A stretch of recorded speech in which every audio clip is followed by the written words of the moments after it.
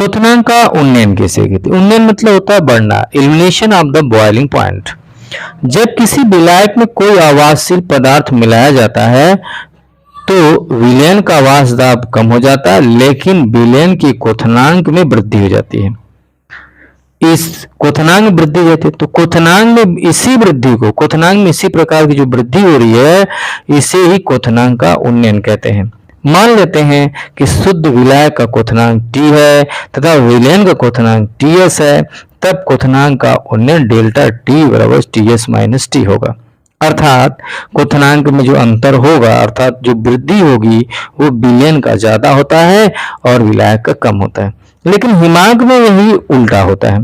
जब भी कोई आवासशील पदार्थ घोलते हैं, जैसे कोई आवासशील पदार्थ, जैसे आप कोई पात्र ले लिया, पात्र में विलायक ले लिया आपने, अब विलायक में कोई आवासशील पदार्थ घोलना है। क्या घोलना है? अवाष्पशील पदार्थ घोलना है। अवाष्पशील पदार्थ घोलना है तो बनेगा क्या? विलयन बन जाएगा।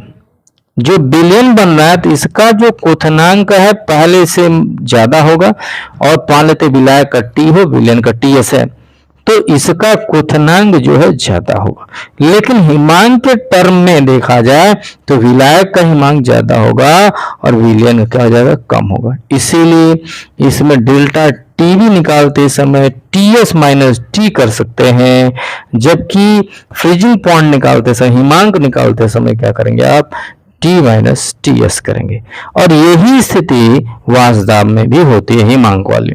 इसीलिए पुनः समझिए परिभाषा, जब किसी विलायक में कोई आवासशील पदार्थ मिलाया जाता है तो विलयन का वाष्पदाब कम हो जाता है, लेकिन विलयन के क्वथनांकों में वृद्धि हो जाती है, और क्वथनांक में इसी वृद्धि को क्वथनांक का उन्नयन कहते हैं।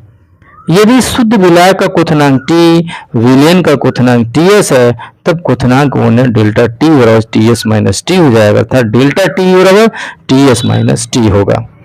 इस तरह के प्रश्नों को आप प्ले लिस्ट में जाकर के देखें, जो विलयन चैप्टर से न्यूमेरिकल भी अलग से दिया गया है, उस पूरे क्वेश्चन को आप देखेंगे जिससे आपको लाभ प्राप्त होगा।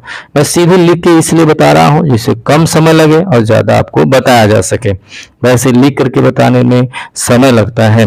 चैनल को सब्सक्राइब करना ना भूलें, शेयर भी करें।